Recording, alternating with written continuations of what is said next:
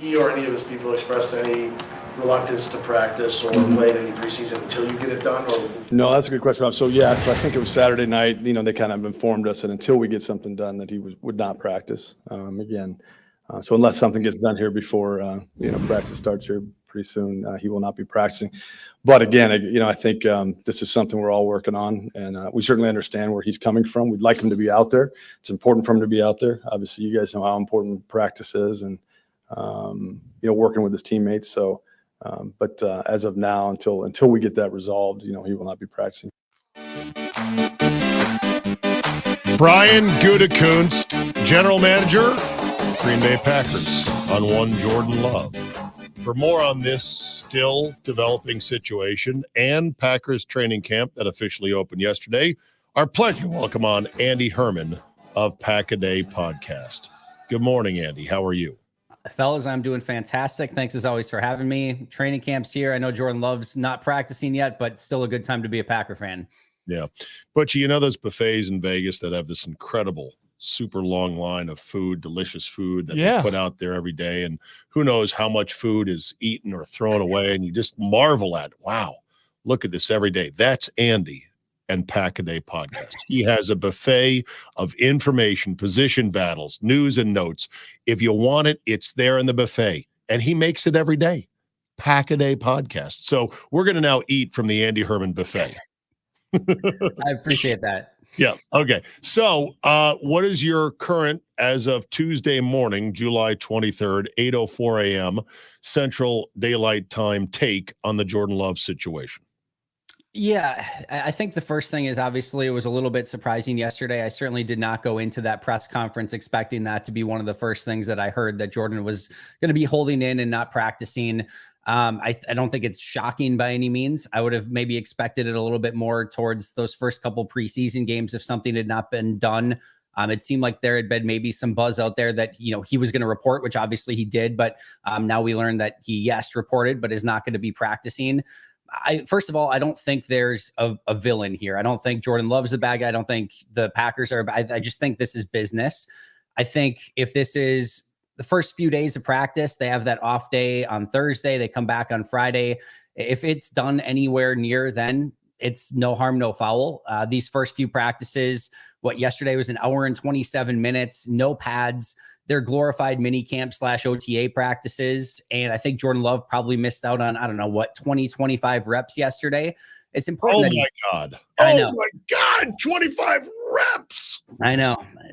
When there's a big time interception in January, the first thing we're going to look back at is, those 25 reps that he missed on day one of camp. But obviously, I think I'm sure there's some level of frustration. I'm sure fans want to see him out there. I'm sure the team wants to see him out there. I'm sure Love wants to be out there.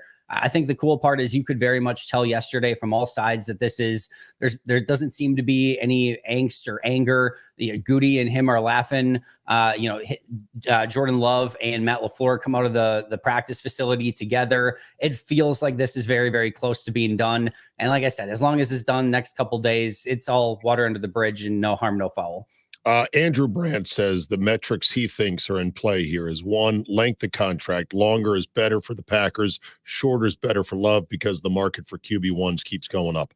2 is the guarantee. In other words, when can Green Bay get out if things go horribly south? And the third angle is the first, second, third year cash layout, not cap layout, compared to recent quarterback deals. Which one of those three do you think is the driving force of this current snag?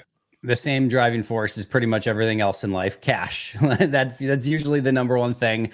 And I'm sure it is. Again, how much is guaranteed and how easy is it for Green Bay to get out? I think that's probably what Jordan Love and his agency are looking at is, they probably want as much guarantee as possible, that however long that contract is, they're going to continue to pay him that long. I think the length one is really interesting because from a Jordan Love point of view, exactly what you said. I think the shorter they can make it, then there's more opportunities for bigger contracts down the road. From a Packers standpoint, though, this isn't your usual contract negotiation with a quarterback of this sort of ilk. You normally have had multiple seasons of big time quarterback play that you can go off of to say, yep, clearly we're going to make this guy one of the highest paid quarterbacks in football.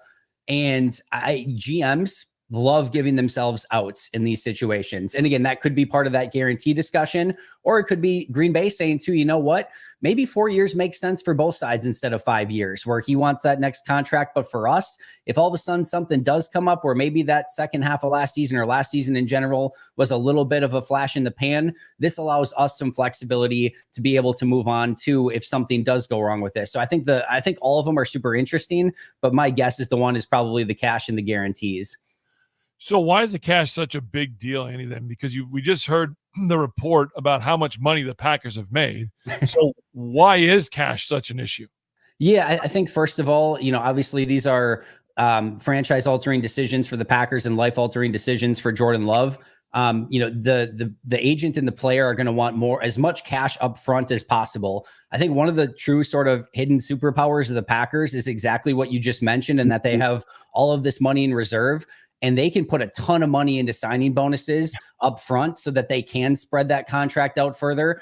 There are teams at times that just simply cannot do that same level of structure with contracts, and it does give Green Bay a ton of flexibility. But when, again, you're talking about guaranteed money, cash up front, those are all things that get taken, as you can imagine, very seriously from both sides. And from what it seems like, they're probably not very far off, but 5-10 million here or there can make definitely a significant difference for both sides. So my guess is they're close, but that's probably what the haggling is about. So when we look at this, and it's the last question about the Jordan Love side of it, but who do you think is holding it up right now? Is it the agent side of Jordan, or is it the Packers being frugal? That's a great question. Obviously, unfortunately, one of the things that we don't have like we have for the players on the field is all 22 tape of contract negotiations or what's going on with some of the other things inside the office. But, I think it's probably both sides that are just one side wants one thing. The other side wants a little bit something different. And again, who's going to cave first? What's that? Who's going to cave first then? I think the kind of interesting thing about this, and what I mentioned on the show yesterday, is I think in some ways, and you mentioned Andrew Brandt, his famous deadline spur action. I think in a way, Jordan holding out is making this a bigger deadline and is making it, even for both sides, more important to get this done sooner than later. I don't know that either side caves. I think both of them get this done in the next couple days. And I think it's a good faith negotiation that both sides are working towards a common goal. And I don't think there's going to be a cave or a giving in. I think they're just going to find a middle ground to agree upon. All right, give us a breakout star that Andy Herman sees emerging on offense and defense from camp. Does not have to be a rookie, but just somebody who is going to pop. Might even be a second-year player. One on offense, one on defense. Yeah, that's really interesting. All right, let's start on the defensive side of the ball. I'm going to go with Carrington Valentine. I just continue to see, yesterday he had a great play in coverage. There was a rollout. I believe it was Kenneth Odemegwu who got sucked inside, and Sean Clifford rolled out, and just Carrington Valentine had complete sticky coverage the entirety of the play. They threw in his direction. It was kind of more of a throwaway, but even had they thrown at him, Valentine was right there to make a play. Stokes was the number one cornerback opposite of Jair. I just think Carrington's going to continue to push him. And there's a lot of people on defense that certainly could be mentioned here. Javon Bullard, Edgerrin Cooper, LVN, Carl Brooks. There's a lot. Devontae Wyatt.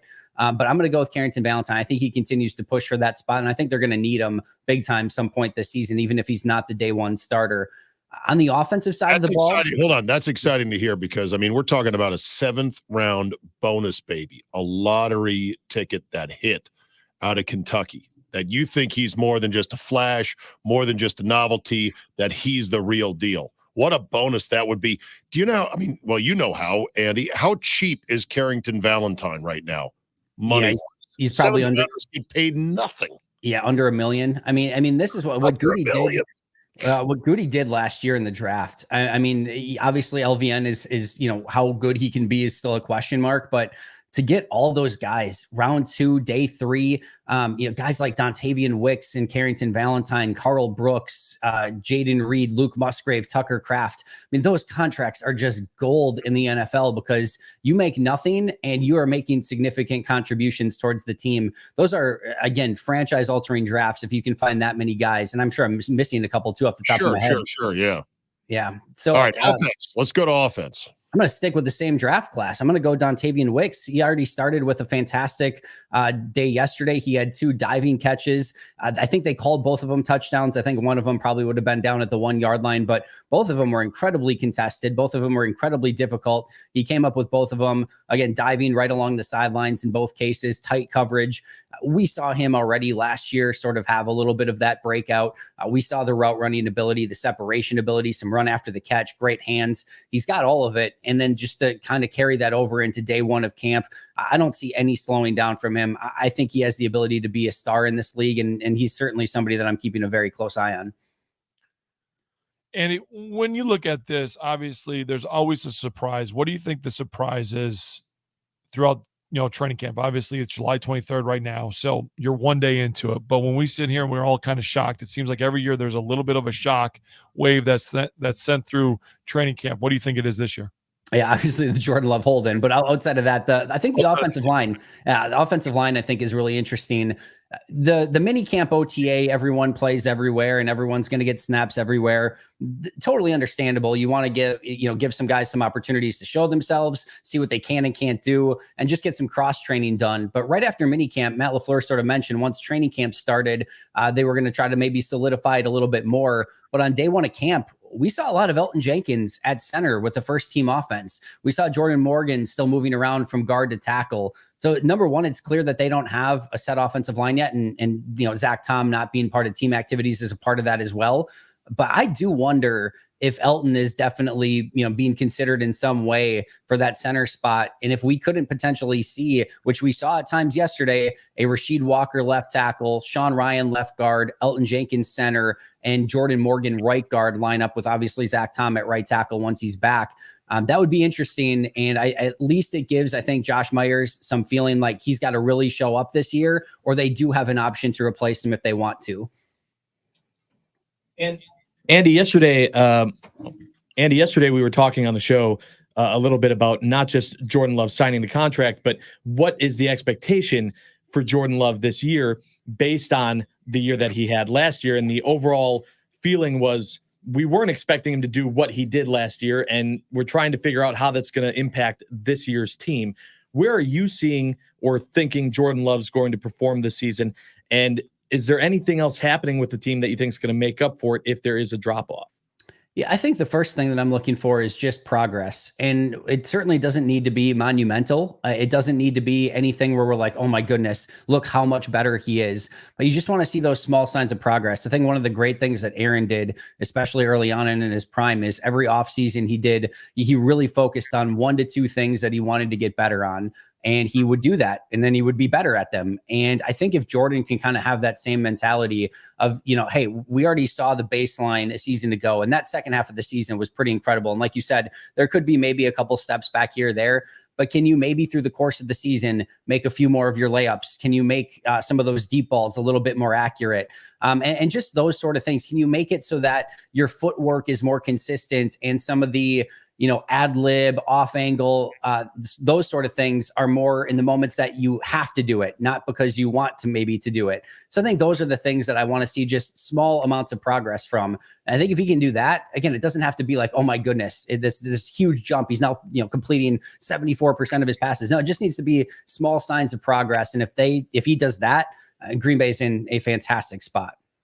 All right. How does a sun drop slushy and some Palermo's pizza sound to you, Andy Herman? Will you have time to come by the 97.3 The Game safe house? Oh, I mean, if you've ever seen my Twitter account, sugary drinks and pizza is literally that's my DNA. That's what I'm made of. So yeah, that's perfect. Right. Pizzas will be there on Sunday. Okay. Yeah. Which is down the gauntlet. All right. Andy, is always a pleasure. Make sure to subscribe to and listen to the Pack a Day podcast, your full buffet of all Packers news every damn day. Thank you, Andy.